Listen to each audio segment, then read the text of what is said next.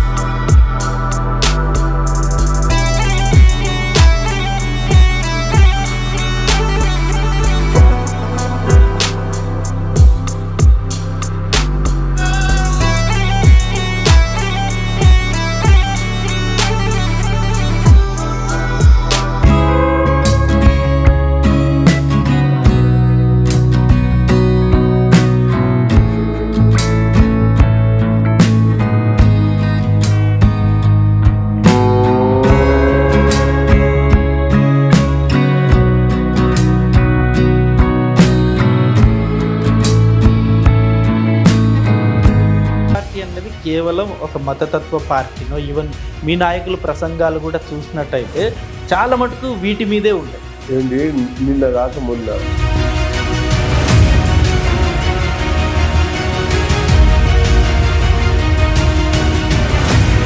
అంటే శర్మిల గారి పార్టీ మీద బీజేపీ స్టాండ్ మేము అది ఒక పార్టీగా మేము గుర్తించలేదు.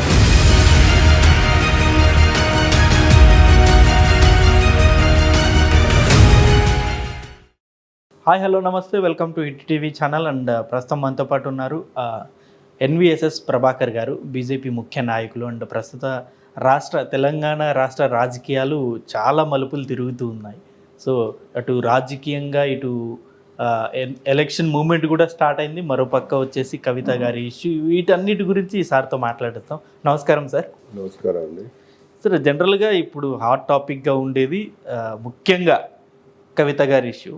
అందులో ముఖ్యంగా చాలా రకరకాల కామెంట్స్ వస్తున్నాయి. బీజేపీ వాళ్ళు వాళ్ళ మీద కామెంట్స్ చేయడం, అలాగే టీఆర్ఎస్ వాళ్ళు బీజేపీ మీద దాడి చేయడం, ఇవన్నీ చూస్తూనే ఉన్నాం. జనరల్గా ముఖ్యంగా ఎక్కువ వినబడుతుంది టీఆర్ఎస్ సైడ్ నుండి కావచ్చు, లేకపోతే కవిత గారి సైడ్ నుండి కావచ్చు, కేవలం వాంటెడ్గా కవిత గారిని టార్గెట్ చేశారన్నది టీఆర్ఎస్ నుండి వినబడుతున్న మాట. ఎందుకు అంత టార్గెట్ చేయాల్సిన అవసరం ఏముంది బీజేపీ పార్టీకి కవిత గారి మీద? మేము ఎవరిని టార్గెట్ చేయలేం. మాకు అసలు ఎవరి మీద కూడా ప్రత్యేక దృష్టి ఈ రకంగా ఇరికిచ్చాలని కానీ, ఇరుకున పెట్టాలని కానీ, వేధించాలని కానీ, వెంటపడాలని కానీ మాకు అసలు ఆలోచనే రాదు. ఇప్పుడు ఆమెనే కదా లిక్కర్ దందాలో మరి అడుగు ముందుకేసింది.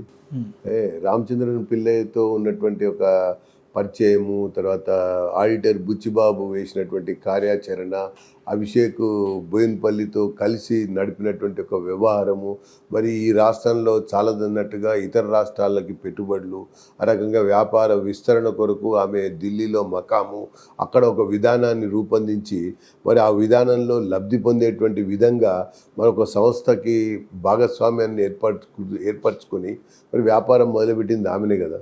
ఇప్పుడు ఇదైతే ఈ వ్యాపారం అయితే మేము మొదలుపెట్టించలేం కదా, మేము చెప్తే మొదలుపెట్టదు కదా. ఆమెనే పెట్టుబడి పెట్టింది, ఆమెకే ఆమె రాష్ట్రాన్ని ఎంచుకుంది, ఆమెకే ఆమె సహచర పార్ట్నర్లను ఎంచుకుంది, ఆమెకే ఆమె ఢిల్లీలో అడుగుపెట్టింది. అక్కడ ఈ రకమైనటువంటి లిక్కర్ దందాలో జరిగినటువంటి ఒక వ్యవహారం అంతా కూడా బయటపడ్డటువంటి విషయం ఆమె చేసుకున్నటువంటి ఒక పని. అంటే గత 7 సంవత్సరాలుగా బీజేపీ పార్టీ వీటి మీద ఫోకస్ చేయలేదు. కేవలం టీఆర్ఎస్ని బీఆర్ఎస్గా మార్చిన తర్వాత, అంటే కేసీఆర్ గారు సెంట్రల్ మీద పోరాటం మొదలుపెట్టిన తర్వాత ఇవన్నీ బయటకు వస్తున్నాయంటే కేవలం వాంటెడ్గానే అనిపిస్తుంది అనేది అది మీరు అంటున్న మాట, టీఆర్ఎస్ బీఆర్ఎస్ వాళ్ళు అంటున్న మాట.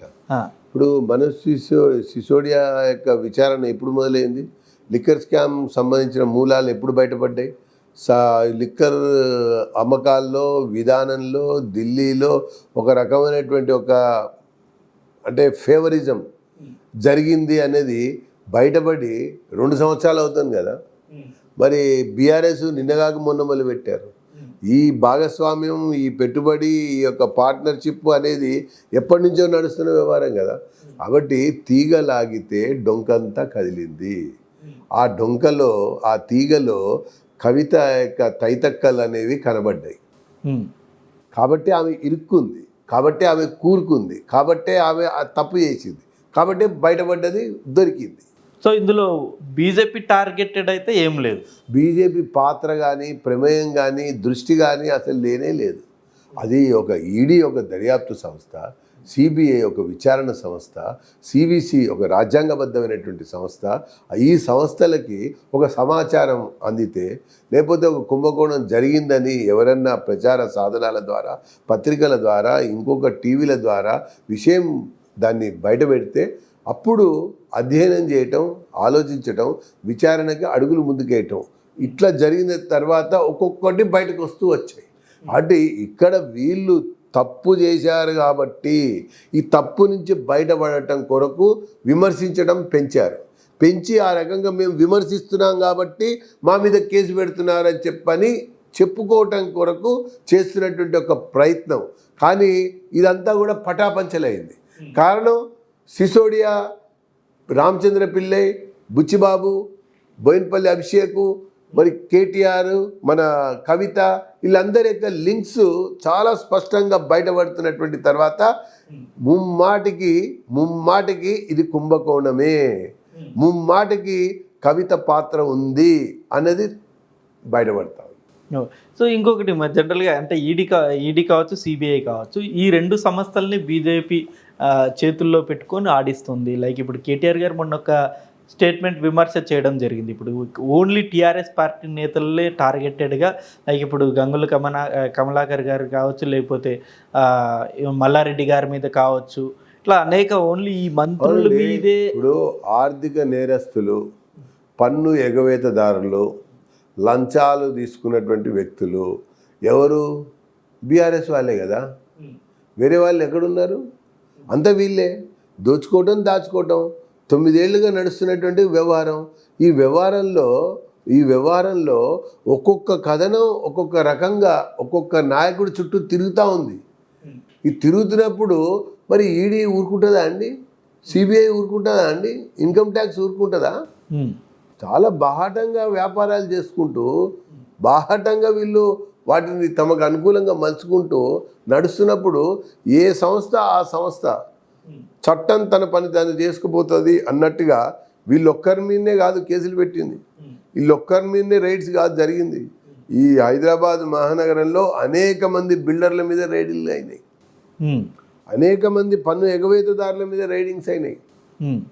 కానీ వీళ్ళు మసిపూసి మారడికాయ చేస్తున్నట్టుగా మా మీదనే దాడి చేస్తున్నారు. అరే అధికారంలో ఉంది నువ్వు, అధికార దుర్వినియోగానికి పాల్పడుతుంది నువ్వు, అధికారంలో ఉండి కుంభకోణంలో కూరుకుపోతున్నది నువ్వు, నిన్ను కాక ఇంకెవరిని పట్టుకుంటారు? పట్టుకోకపోతే, వీళ్ళ మీద కేసు పెట్టకపోతే, వీళ్ళని విచారించకపోతే అవి రాజ్యాంగ పరమైనటువంటి విధులను నిర్వర్తించటం లేదు అని అనుకోవాల్సి వస్తుంది. సో ఇప్పుడు ఈవెన్ ఇంకా బీజేపీ మీద విమర్శ, కేటీఆర్ గారు కూడా దీన్ని ప్రశ్నించడం జరిగింది. లైక్ ఇప్పుడు ఎవరైనా సరే మీరు అన్నట్టు ఏదైనా స్కామ్ చేసినా ఏం చేసినా సరే బీజేపీలోకి వస్తే క్లీన్ చిట్ ఇచ్చేస్తారు అని చెప్పి దానికి బెస్ట్ ఎగ్జాంపుల్ ఇవ్వడం. ఇప్పుడు సుజనా చౌదరి గారి బెస్ట్ ఎగ్జాంపుల్ తీశారు, సీఎం రమేష్ గారు, వీళ్ళందరూ ఇది వరకు ఆర్థిక నేరాల్లో ఉన్న వ్యక్తులు అని చెప్పేసి ఈడీ కూడా అప్పట్లో వీళ్ళ మీద కేసులు ఫైల్ చేసింది. బట్ ఇలాంటి వ్యక్తులు బీజేపీలో చేరంగానే ఎందుకు వాళ్ళ మీద యాక్షన్ తీసుకోవట్లేదు, ఎందుకని వాళ్ళ కేసులు ముందుకు వెళ్ళట్లేదు? ఏమండి, ఇటీవల కాలంలో supreme court chief justice N V Ramana గారు చాలా స్పష్టంగా పేర్కొన్నారు, ప్రజాప్రతినిధులపైన క్రిమినల్ కేసులున్నా, ఆర్థిక నేరారోపణలున్నా, ఇంకో రకమైనటువంటి ఒక కేసులుంటే అవి త్వరితగతిన విచారించాలి, అవి ఒక నిర్ణీత సమయంలో దోషులు ఎవరు అనేది తేల్చాలని చెప్పారు. First point. ఇక second point, CM Ramesh, Sujana Chowdary వాళ్ళ మీద కేసులు ఎవడు ఉపసంహరించుకోవాలా, కేసులు కొనసాగుతున్నాయి, కోర్టు పరిధిలో ఉన్నాయి. కోర్టు పరిధిలో ఉన్నప్పుడు, కోర్టు పర్యవేక్షణలో ఉన్నప్పుడు కొంత సమయం పడుతోంది. ఇప్పుడు దానా కేసులోనే లల్లూ ప్రసాద్ యాదవ్కి 30 సంవత్సరాల కిందట జరిగినటువంటి దానా కేసులో శిక్ష ఎప్పుడు పడ్డది? ఇప్పుడు పడ్డది. ఇప్పుడంటే 1 సంవత్సరంన్నర కిందట పడ్డది. కాబట్టి అది బీజేపీకి లింక్ పెట్టి మాట్లాడటానికి వీళ్ళే. అక్కడ దానా కేసులో లల్లు ఉన్నాడా లేదా, తిన్నాడా తినలేదా, దాచుకున్నాడా దోచుకోలేదా, సాక్ష్యాలు దొరికినాయా దొరకలేదా అన్నది మనం ఆలోచించాలి. అంతేగాని కేసు మోపారు, కేసు మీద వేధిస్తున్నారు, కేసు కట్టి నీరు గార్చడానికి ప్రయత్నం చేస్తున్నారు అని అనటం అనేది కరెక్ట్ కాదు. ఇప్పుడు కవిత గారి మీద ఇంత సీరియస్ యాక్షన్ తీసుకుంటున్న సిబిఐ ఈడీ సంస్థలు ఎందుకని వీళ్ళ మీద అంత యాక్షన్ తీసుకోవట్లేదు? అంటే బీజేపీ రామచంద్ర పిల్లే చెప్పాడు కదా నేను ఆమె బినామీనని. తర్వాత అభిషేక్ బోయిన్పల్లి చెప్పాడు కదా ఆమె చెప్తేనే మేము ఢిల్లీకి వెళ్ళి కలిసామని. మనీష్ సిసోడియా చెప్పాడు కదా అవును మేము ముగ్గురం కూర్చుని మాట్లాడాము, ఈ వ్యవహారం హోటల్లో జరిగిందని చెప్పారు కదా. అసలు ఫోన్లు ధ్వంసం చేయటం ఏంటండి? ఇన్ని ఫోన్లు మార్చడం ఏంటి చెప్పండి? అరే ఒక్కొక్క సాక్ష్యాన్ని ధ్వంసం చేయడానికి వాళ్ళే ప్రయత్నం చేస్తుంటే, వాళ్ళే ధ్వంసం చేశారని ఒప్పుకుంటుంటే, విచారణలో అనేక అంశాలు అనేక ప్రశ్నలు లేవనెత్తుతుంటే ఒక్కొక్క విషయం వెలుగులోకి వస్తూ ఉంది. ఆ వెలుగులో నలుగుతుంది ఎవరు? కవితనే. నలుగురిలో ఉన్న పేరు ఎవరిది? కవితదే. కాబట్టి వాళ్ళందరూ ఈరోజు చెప్పినటువంటి ఒక అంశాల వల్ల ఉచ్చు బిగుస్తున్నది కవితకి. సో ఇప్పుడు కవిత గారు ఇంకొక స్టేట్మెంట్ ఇవ్వడం జరిగింది. బీజేపీ ఎన్ని ఎత్తులు చేసినా ఎన్ని కుట్రలు కుతంత్రాలు చేసినా తెలంగాణ తల వంచదు. నవ్వుతాడు ఎవడనే మాట. తెలంగాణ తల్లి తల్లడిల్లిందండి. జూబ్లీ హిల్స్లో ఒక మైనర్ బాలికని రేప్ చేస్తే తెలంగాణ తల్లి తల్లడిల్లిపోయింది. ఈ రాష్ట్ర గవర్నర్ పట్ల, గవర్నర్ మహిళ పట్ల ఒక శాసనమండలి సభ్యుడు అవమానంగా నీచంగా పరుష పదజాలాలు ప్రయోగిస్తే తెలంగాణ తల్లి కంట కన్నీరు పెట్టిందండి. నిన్నగాక మొన్న డాక్టర్ ప్రీతి ఆత్మహత్య చేసుకుంటూ లేదంటే హత్య గావించబడ్డా అన్నది ఇంకా ప్రశ్నార్థకంగా ఆమె యొక్క వేధింపుల సందర్భంలో మాట్లాడినటువంటి మాటలు వింటూ ఉంటే ఈ తెలంగాణ తల్లి వీళ్ళ చేతుల్లోన ఈ రాష్ట్రం పెట్టింది అని చెప్పని కంట కన్నీరు పెట్టి విలవిల్లాడిందండి. దానికి ఈరోజు సమాధానం చెప్పాలి. దానికి తెలంగాణకి అవమానం జరిగిందని చెప్పని బాధపడాలి. అంతేగాని కవితకి తెలంగాణకి ఏం సంబంధం అండి? ఈమె దొంగతనం చేసింది, తర్వాత ఆ ప్రకారంగా డబ్బులు పెట్టింది, ఆ ప్రకారంగా ఆమె ఇరుక్కుపోయింది, ఆ ప్రకారంగా పెట్టుబడులు పెట్టింది. ఇవన్నీ బయటకు వస్తుంటే అసలు ఈమెకి నోటీస్ ఇస్తేట తెలంగాణకు అవమానం జరిగిందట. నవ్వుతాడు ఎవడన్నా చూస్తే మాట్లాడుతున్నటువంటి మాటలు. అంటే తెలంగాణ అంటే ఈ కల్వకుంట్ల కుటుంబమేనా? తెలంగాణ అంటే ఈ కేసీఆర్ సంబంధించినటువంటి హరీష్ రావు, కేటీఆర్, కవిత, సంతోష్ వీళ్ళేనా తెలంగాణ అంటే? తెలంగాణ అంటే 4 కోట్ల తెలంగాణ అండి. ఇది కోటి కుటుంబాల తెలంగాణ అండి. ఈ కోటి కుటుంబాలు ఈరోజు కన్నీరు పెడుతున్నాయి. ఇలాంటి నాయకత్వం, ఇలాంటి ప్రభుత్వం, ఇలాంటి యొక్క పార్టీ పాలనలో మేము నలిగిపోతున్నందుకు నలుగురి నడుమ నలుగుతున్న తెలంగాణ తల్లి విముక్తి కోరుతా ఉంది. ఇప్పుడు కేటీఆర్ గారు ఇంకో పాయింట్ లేవనెత్తారు మొన్న ప్రెస్ మీట్లో. మరి ఇంత జస్ట్ ఒక ఆరోపణలు ఉన్నదానికే కవిత లాంటి వ్యక్తుల్ని మీరు అరెస్ట్ చేసి లేకపోతే విచారణకు పిలిచారు. మరి ఎందుకని ఆదాని గారి మీద హిడెన్బర్గ్ అనే ఒక సంస్థ ఇన్ని ఆరోపణలు చేసినా ఎందుకని ఒక చిన్న కేసు కూడా ఫైల్ చేయకుండా ఒక విచారణ కూడా చేయట్లేదు? అంటే ఆదాని అండ్ మోదీ గారు ఇద్దరు క్లోజ్ ఫ్రెండ్స్ అనేనా? అంటే బీజేపీ వెనుక కోసం ఆదాని మీద ఒక విదేశీ సంస్థ ఒక వార్తా కథనం రాసింది. ఎలా కథనాలు వార్తా కథనం రాసింది. నేను కథనం అంటలే, వాస్తవం అంటలే, వార్తా కథనం రాసింది. రాయటం ద్వారా వారి యొక్క ఆర్థిక సామ్రాజ్యాన్ని దెబ్బతీయాలని చెప్పని ఒక విదేశీ యొక్క కుట్రలో భాగంగా వాళ్ళు పేర్కొనటం జరిగింది. అయినా కేంద్రం ముందుకొచ్చింది, సుప్రీంకోర్టు కోరింది ఒక కమిటీ వేయాలని. ఆ కమిటీలో ఎవరు పేర్లు పెట్టాలో చెప్పండి అని చెప్పని కేంద్రాన్ని కోరితే కేంద్రం ఒక సీల్డ్ కవర్లో పేర్లు పంపించింది. పేర్లు పంపిస్తే సీల్డ్ కవర్లో పంపించే పేర్లను మేము ఆమోదించాము. ఇది పారదర్శకంగా జరగటం కొరకు సుప్రీంకోర్టు ఆలోచిస్తోంది. కాబట్టి పేర్లు మీరు చెప్తారా, మమ్మల్నే బహిరంగంగా చెప్పమంటారా అని చెప్పని కోరి ఆ ప్రకారంగా ఇప్పుడు ఆదాని వ్యవహారం మొత్తాన్ని సుప్రీంకోర్టు పరిధిలో సుప్రీంకోర్టు న్యాయమూర్తులు, సుప్రీంకోర్టు వేసేటువంటి కమిటీ చూస్తుండగా, ఏం చేయాలని ఆలోచిస్తుండగా రాజకీయంగా బీజేపీని అంటవేందండి? బీజేపీతో బీజేపీకి సంబంధం లేదు. బీజేపీ నరేంద్ర మోదీ గారు బీజేపీకిను ఆదానికి మన అంబానీకిను అట్లాగే ఈ మోడీకి సంబంధం ఏం చెప్పండి? సంబంధమే లేదు. ఆయన ఒక వ్యాపారవేత్త. ఆ వ్యాపారవేత్తగా ఆయన వ్యాపారాలు పెరుగుతున్నాయి. ఏ కాంగ్రెస్ పాలిత రాష్ట్రాల్లో ఆయన వ్యాపారాలు లేవా? ఈరోజు రాజస్థాన్లో ఆయనకి ఎర్ర తివాచి పరిచింది ఎవరు? కాంగ్రెస్ ముఖ్యమంత్రి. ఛత్తీస్గఢ్లో ఎర్ర తివాచి పరిచింది ఎవరు? కాంగ్రెస్ ముఖ్యమంత్రి. అంతకుముందు మహారాష్ట్రలో ఎర్ర తివాచి వేసింది ఎవరు? శివసేన, ఎన్సీపీ, కాంగ్రెస్ ప్రభుత్వం. కాబట్టి బీజేపీని అనటం కొరకు అంటున్నారు వీళ్ళు. ఈ భారతదేశంలో 75 సంవత్సరాల స్వాతంత్ర భారతావనిలో కుంభకోణం అనేది లేని ప్రభుత్వం, మచ్చలేని నాయకత్వం, ఏ శాఖలో కూడా అక్రమం కానీ, అరాచకం కానీ, అవినీతి కానీ, లేకపోతే ఇంకో రకమైనటువంటి ఫేవరిజం కానీ జరగనటువంటి యొక్క పాలన అనేది ఆ రోజు అటల్ బిహారీ వాజ్పేయి యొక్క కొద్ది కాలంలో చూస్తే ఇప్పుడు భారత ప్రధాని నరేంద్ర మోడీ గారి యొక్క పాలన మొత్తంలో కూడా మీకు అదే కనబడుతుంది. కాబట్టి వేరే అవకాశం లేక ఈడీ అనేటువంటి ఒక దాడుల పేరు మీద ఈ దోచుకున్న వాళ్ళు, దాచుకున్న వాళ్ళందరూ ఒకటి అవ్వాలని, ఒక వేదిక మీదకి రావాలని, కలిసి నడవాలని, మోడీని అడ్డుకోవాలని చెప్పని చూస్తున్నారు. ఇప్పుడు మొన్న పార్లమెంట్లో రాహుల్ గాంధీ గారు ప్రశ్నించడం జరిగింది.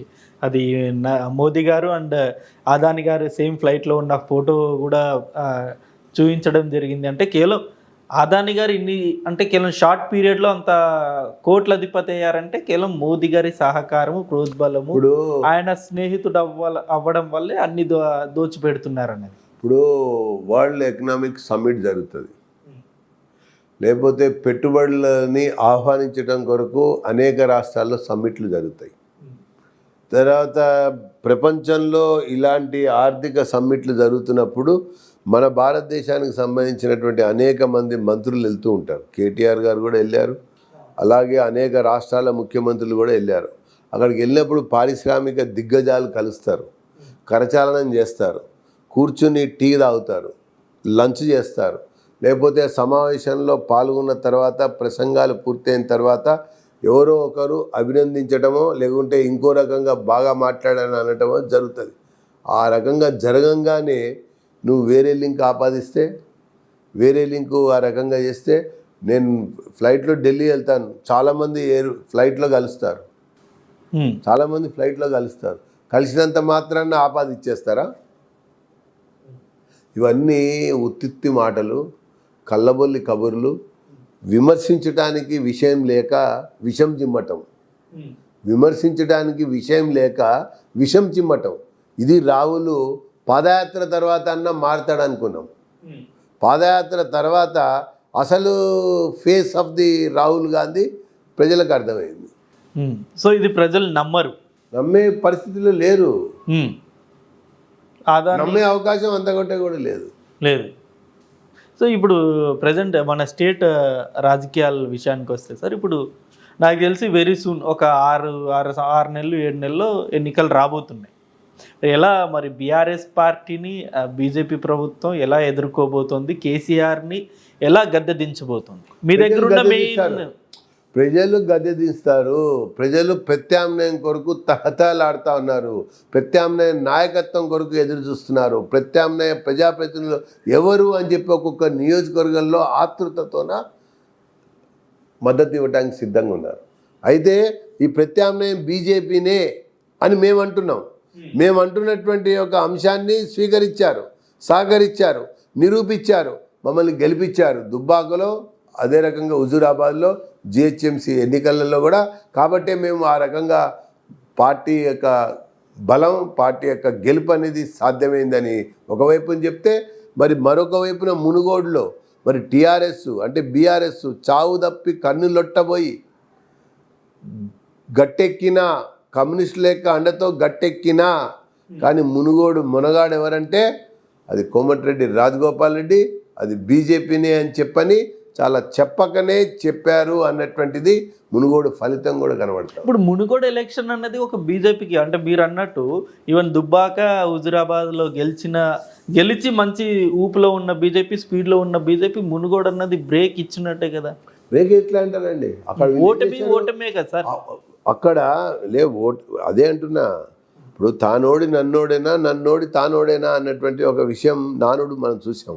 ఇప్పుడు హుజురాబాదు, దుబ్బాక నేరుగా ఫైట్ జరిగింది. బీఆర్ఎస్ కూడా సొంతంగా ఫైట్ ఇచ్చింది, బీజేపీ కూడా సొంతంగా ఫైట్ ఇచ్చింది. రెండు ఫలితాలు తారుమారై బీజేపీకి అనుకూలంగా వచ్చేసరికి మునుగోళ్ళు ఏం చేసింది? కమ్యూనిస్టుల యొక్క అండ కొరకు తాపత్రయపడ్డదా, ప్రయత్నించిందా, కలిసి జతగట్టిందా? అంటే ఏంటి? బీఆర్ఎస్ బలహీనపడ్డది కదా, బీఆర్ఎస్ ఓటమి నుంచి కోలుకోలేకపోయింది కదా. కాబట్టి అక్కడ ఏం చేయాలి? కమ్యూనిస్టులను కలుపుకుని ముందుకెళ్ళాలని చూశారు. ఈ కాంగ్రెస్ ఇప్పటికే కనుమరుగవుతున్నటువంటి కాంగ్రెస్ కూడా పరోక్షంగా బీఆర్ఎస్కి అక్కడ సపోర్ట్ చేసింది, బీఆర్ఎస్తో కలిసి నడిచింది.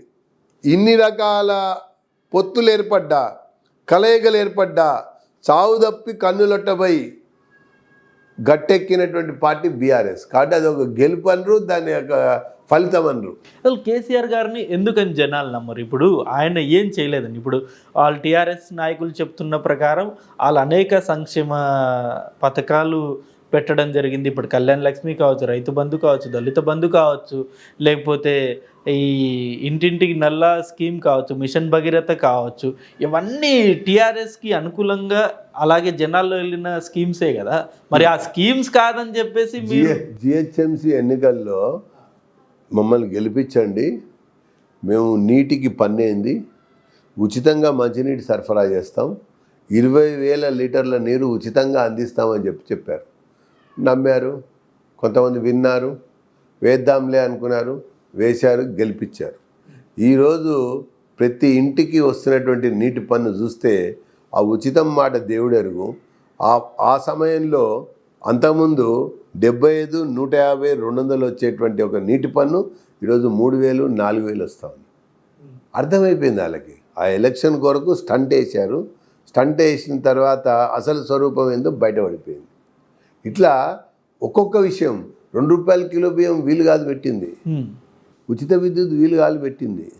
వీళ్ళు ఒక వైపున షాదీ ముబారక్ అన్నారు, ఇంకొక వైపునేమో కళ్యాణ లక్ష్మి అని చెప్పన్నారు, ఇంకొక వైపునేమో పెన్షన్ పెంచామని చెప్పన్నారు.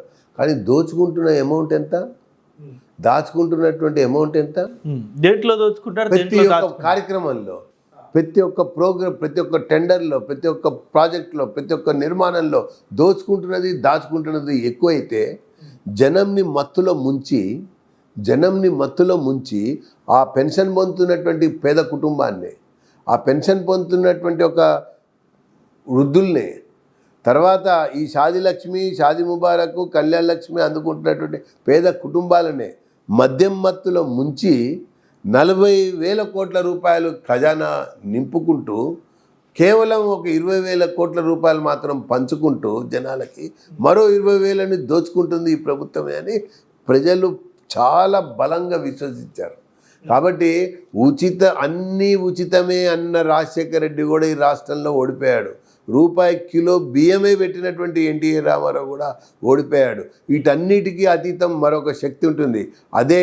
అదే గౌరవం, అదే ఆత్మగౌరవం, అదే సకల జనులు ఈరోజు చీదరించుకుంటున్నటువంటి బీఆర్ఎస్. సో ఇప్పుడు స్కీమ్స్ అనేది ప్రభావితం చేయదు కాబట్టే కదా ప్రతిసారి కొత్తది తీసుకొచ్చాడు. దళిత బంధు గట్టెక్కినట్టయితే, ఉచిత విద్యుత్తు గట్టెక్కిచ్చినట్టయితే, షాదీ ముబారక్ గట్టెక్కిచ్చినట్టయితే ఇప్పుడు మళ్ళీ కొత్తగా 3 లక్షల ప్లాట్కి ఎందుకు ఇస్తామంటున్నారు? అంటే నమ్మకం లేదు వీళ్ళకి.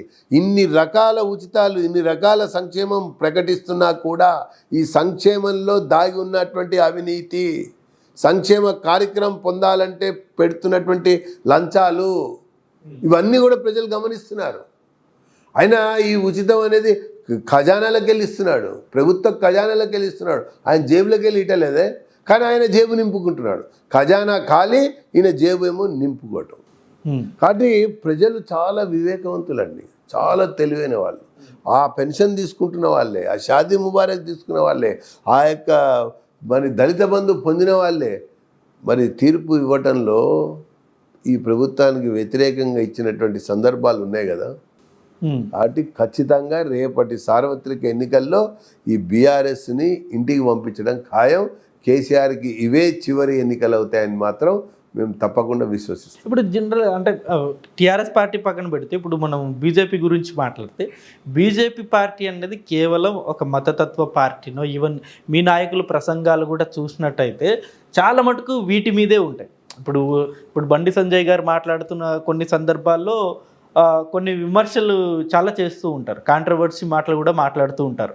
లైక్ రీసెంట్గా అయితే ఆ సచివాలయం మీద ఉన్న టూములు పడగొడతామనో, లేకపోతే శవాలు తవ్వుదాము, శివుడు వస్తే మాకు, ఇలాంటి మాటలు అన్నది కేవలం బీజేపీ అన్నది ఇలాంటి వాటి మీదే డిపెండ్ అయి ఉందా? ఏమండి, నిన్న కాక మొన్న నార్త్ ఈస్ట్ తీర్పు వచ్చింది, ఈశాన్య భారతంలో తీర్పు వచ్చింది. మరి ఆ తీర్పు ప్రజలు ఎంతో ఓర్పుతో ఒక కూర్పుని చేకూర్చేటువంటి విధంగా బీజేపీకి పట్టం కట్టారు. ఈశాన్య భారత్ అంటే క్రైస్తవులు ఎక్కువగా ఉండేటువంటి రాష్ట్రం, సరిహద్దు దేశం, సరిహద్దు రాష్ట్రం అది. మరి అక్కడ 30 సంవత్సరాలు వామపక్ష పార్టీ ఏలినటువంటి రాష్ట్రం అది త్రిపుర.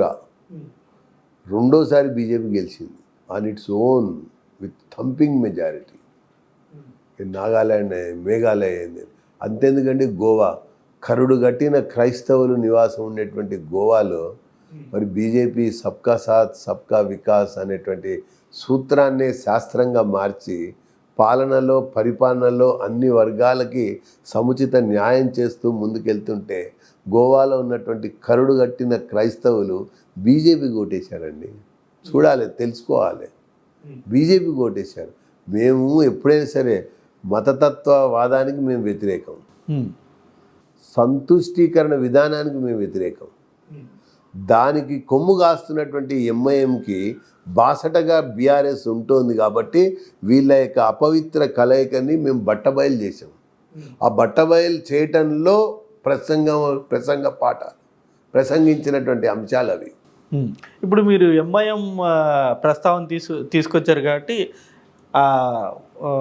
అసరుద్దీన్ ఓవైసీ గారు కూడా ఒక స్టేట్మెంట్ ఇవ్వడం జరిగింది ఇదే కవిత గారి ఇష్యూ గురించి. కేవలం వాంటెడ్గా కేసీఆర్ గారిని మోదీ సర్కార్ టార్గెట్ చేస్తుంది తప్ప దీంట్లో ఆమె తప్పు ఏం కనిపిస్తుంది. అవును, ఆయన ఆ మాట అనుభూతి ఏమంటాడు?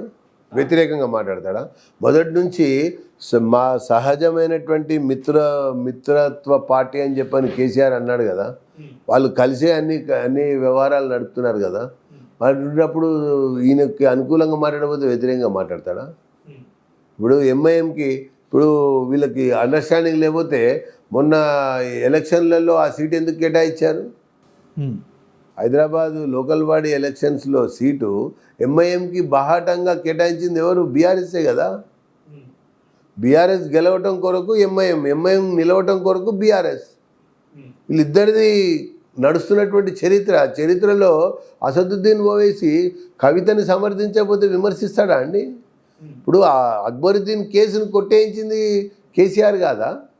మరి కేసు కొట్టేయించిన తర్వాత కూడా కవితని సపోర్ట్ చేయకపోతే మళ్ళీ వాళ్ళు కేసు పెట్టరా వాళ్ళ మీద? కాబట్టి వీళ్ళందరూ ఒకటే. ఇప్పుడు మీరు అన్న పాయింట్ మీదే సార్. ఇప్పుడు ఒకవేళ కేసీఆర్ ఎన్నో కొన్ని సీట్లు వస్తే ఇప్పుడు ఎంఐఎంకి డెఫినెట్గా వాళ్ళ వర్గంలో వాళ్ళు కంపల్సరీ ఒక 10 to 15 సీట్స్ అనేవి మినిమం ఉన్నాయి. ఇవి రెండు కలిస్తే మళ్ళీ అధికారంలోకి వచ్చే అవకాశం లేదంటారు? ముచ్చటే లేదు, ప్రశ్నే లేదు. వాళ్ళకి 7 సీట్లు ఉన్నాయి ఈసారి. ఆ 7 సీట్లు కూడా రావు. ఎంఐఎంకి ఆ 7 సీట్లు కూడా రావు. ఒకటి. తర్వాత మీరు అనుకున్నట్టుగా బీఆర్ఎస్కి బలం వస్తుంది అనుకుంటున్నారా? రాష్ట్రంలో తుడిచిపెట్టకపోతుంది. మీరు ఆశ్చర్యపోతారు. అనేక మంది మంత్రులు ఈసారి డిపాజిట్ కోల్పోతారు. అనేక మంది శాసనసభ్యులు టీఆర్ఎస్ సంబంధించిన వాళ్ళు ఘోరాతి ఘోరంగా ఓడిపోవటం ఖాయం. ఏంటి అంత కాన్ఫిడెన్స్ ఏంటని? ప్రజలలో వస్తున్నటువంటి వ్యతిరేకత, ఈ కుటుంబం చేస్తున్నటువంటి వ్యవహారం, ఈ నాయకులు దోచుకుంటున్నటువంటి ఒక వైనం, ప్రజల్ని పట్టి పీడిస్తున్నటువంటి ఒక విషయం మీరు ఆలోచన చేయండి. అరే, ఒక మైనర్ బాలిక మీద రేప్ జరిగితే వీళ్ళు పట్టించుకోరు, వీళ్ళు చర్య తీసుకోరు. ఒక డాక్టర్ మెడికో ఆత్మహత్య చేసుకుంటే ఎవరు వెనకాల ఉన్నారని చూడరు. నయీం కేసు ఏమైంది? సిట్ ఏమైంది? డ్రగ్ కేసు ఏమైంది? శాండ్ కేసు ఏమైంది?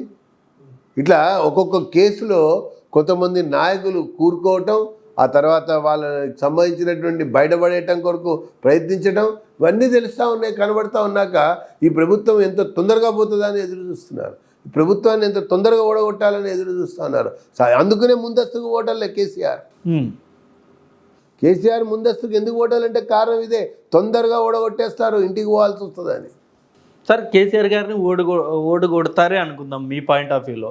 బీజేపీని ఎందుకు గెలిపించాలి? సెకండ్ ప్లేస్ లో ఉన్న కాంగ్రెస్, సెకండ్ ప్లేస్ లో ఉన్న కాంగ్రెస్ కూడా ఇక్కడ రేస్ లో ఉంది కదా సార్. అసలు కాంగ్రెస్ రేస్ లేదు, ట్రేస్ లేదు.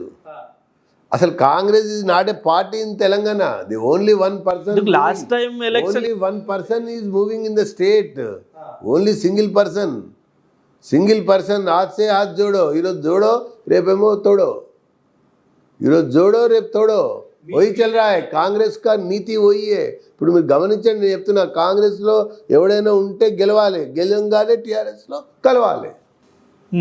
అందరూ ఆ రకంగా బలమైన నాయకులు అందరూ దాంట్లో కలిశారు కదా. కలిసినాక ఇక కాంగ్రెస్కి ఎందుకు ఓటేస్తారండి? ఎవరు ఓటేయరు. కాంగ్రెస్ బీఆర్ఎస్ ఒకటే అని తెలిసిన తర్వాత,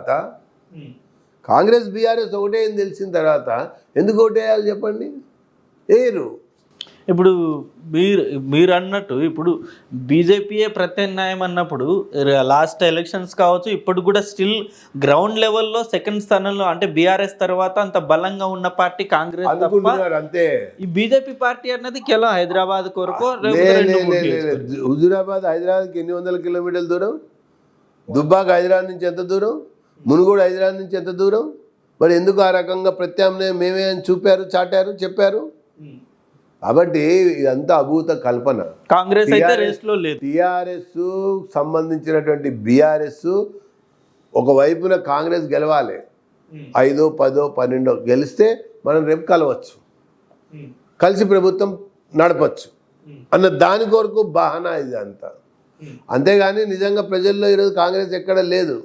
నిజంగా అంటే ఇది వరకు లాస్ట్ ఎలక్షన్లో గెలిచిన కాంగ్రెస్ నాయకులు టీఆర్ఎస్లో వెళ్ళారు, ఓకే. బట్ ఇప్పుడున్న ప్రజెంట్ రేవంత్ రెడ్డి గారి నాయకత్వంలో కాంగ్రెస్ అన్నది మొత్తం ప్రక్షాళన జరిగి ఈ జస్ట్ ఈ జంపు జిల్లాల్ని ప్రోత్సహించే పరిస్థితి లేదు, ఎక్కడ లేదు. నేను అందుకే చెప్పాను, ఈరోజు జోడో రేపు తోడో. కంపల్సరీ బీఆర్ఎస్లో కలుస్తారా? ఇదే చెప్తున్నా, కాంగ్రెస్ ఈరోజు జోడో రేపు తోడో అంతే. No Congress leader is for is own Congress. Congress అందుకనే నేను ఇంతకుముందు కూడా చెప్పాను ప్రెస్ కాన్ఫరెన్స్లో, ఠాగూర్ వెళ్ళినా ఠాక్రే వచ్చినా ముమ్మాటికి ఈ కాంగ్రెస్ టీఆర్ఎస్ కాంగ్రెసే నడుస్తున్నది. అదే కాంగ్రెస్ సొంతంగా లేదు, కార్యాచరణ లేదు. వాళ్ళకి నేషనల్ లెవెల్ ప్లాన్కు బీజేపీని ఎట్లా అడ్డుకోవాలి. కాబట్టి ఏం చేయాలి? కమ్యూనిస్టులు అందరూ, నిన్న సీతారాం యేచూరి ఎందుకు వచ్చాడు కవిత దగ్గరికి? మొన్న ఇక్కడ బీఆర్ఎస్ మీటింగ్ పెడితే ఎందుకు వచ్చారు కమ్యూనిస్టులు ఇక్కడికి? వాళ్ళ ఉద్దేశం ఏంది? వాళ్ళ ఆలోచన ఒకటే, మోడీని అడ్డుకోవాలి. కాబట్టి మన అందరం ఒకటి కావాలి. ఇప్పుడు జోడో యాత్ర వల్ల కాంగ్రెస్ గ్రాఫ్ పెరగలేదంటారా? ఎక్కడ పెరగలేదు, ఇంకా తరిగింది. ఇండియా వైడ్ రాహుల్ గాంధీ గారు చేశారు. అయినాకనే కదా 3 రాష్ట్రాలు ఈశాన్య భారత్లో ఎన్నికలు జరిగినాయి. జోడో యాత్ర తర్వాతనే కదా. జోడో యాత్ర నడుస్తున్నప్పుడే కదా మునుగోడు జరిగింది. మరి మునుగోడులో మునిగింది కాంగ్రెస్ కాదా? ఆ 3 రాష్ట్రాల్లో ఓడింది కాంగ్రెస్ కాదా జోడో యాత్ర తర్వాత? అసలు జోడో యాత్ర తర్వాత ఇంకా కాంగ్రెస్ ఎక్కడదండి? సగం మంది వెళ్ళిపోయారు, ఉన్నవాళ్ళు సగం వదులుకుంటున్నారు. మిగిలింది ఓన్లీ రాహుల్ ఒక్కడే, అది కూడా బెయిల్ మీద ఉన్న రాహుల్ ఒక్కడే. ఇంకొకటి సార్, ఇప్పుడు మీ పార్టీ లాగే, మీ బీజేపీ కాంగ్రెస్ లాగే ఆ కేసీఆర్ గారి మీద పోరాటం చేస్తున్న మరో వ్యక్తి షర్మిల గారు. ఇప్పుడు షర్మిల గారిని కొందరేమో బీజేపీ ప్రోత్సాహంతో ఆమె పార్టీ పెట్టిందనో, లేకపోతే రేవంత్ రెడ్డి లాంటి వ్యక్తులు రకరకాల కామెంట్స్ చేస్తున్నారు. అంటే షర్మిల గారు బీజేపీ పార్టీ రెండు కలిసి పోటీ చేస్తే, లేకపోతే షర్మిల గారి మద్దతు ఏమన్నా బీజేపీ తీసుకుంటుందా? అంటే షర్మిల గారి పార్టీ మీద బీజేపీ స్టాండ్ ఏంటి? మేము అది ఒక పార్టీగా మేము గుర్తించలే, నాయకురాలని చెప్పి మేము గమనించలే. పాపం ఏదో అక్కడ అన్న పోయి తెలంగాణలో తిరగమంటే ఆమె వచ్చి తిరుగుతున్నారు కదా అని చెప్పని బీఆర్ఎస్ వాళ్ళు పెంచుతున్నారు. ఆమె ప్రతి కార్యక్రమానికి మొన్నటి వరకు పర్మిషన్లు ఇచ్చి తిప్పారు, తర్వాత పర్మిషన్లు అడ్డుకొని తిప్పుతున్నారు. కేసీఆర్ గారు సమాధానం చెప్పాలి, షర్మిల గారు ఇక్కడ ఎందుకు తిరుగుతున్నారు అన్నది. షర్మిల గారు సమాధానం చెప్పాలి, ఎందుకు ఆంధ్రాలో పార్టీ పెట్టకుండా తెలంగాణలో పార్టీ పెట్టిందని. First let them say their own stand. Sharmila party వల్ల మీకు ఎఫెక్ట్ ఉండదా? మాకు ఎవ్వరి వల్ల మాకు ఎఫెక్ట్ లేదండి. మాకు ప్రజల యొక్క మద్దతు ఉంది. మేము ప్రజల్లో ఉంటాం, ప్రజల్లో పెరుగుతాం, ప్రజల్లో గెలుస్తాం, ప్రజలే మాకు దేవుళ్ళు. అంటే ఓట్లు చీల్చే అవకాశం ఉంది. ఎవరు ఓట్లు చీల్చినా ఎవరి ఓట్లు వాళ్ళకే పడతాయి. వీళ్ళందరూ కలిపి ఓటు చీలుద్దామని ప్రయత్నం చేసినా మాకు పడేది. మేము ప్రజల హృదయాలని దోచుకుంటాం, ప్రజల హృదయాలని మేము ఆకట్టుకుంటాం. అందుకనే చెప్తున్నాం, ప్రజలలో ఉండటం, ప్రజల్లో గెలవటం, ప్రజల కోసం పనిచేయటం, పిలిస్తే పలికే నాయకత్వాన్ని అందించటం బీజేపీ ముందున్న కర్తవ్యం.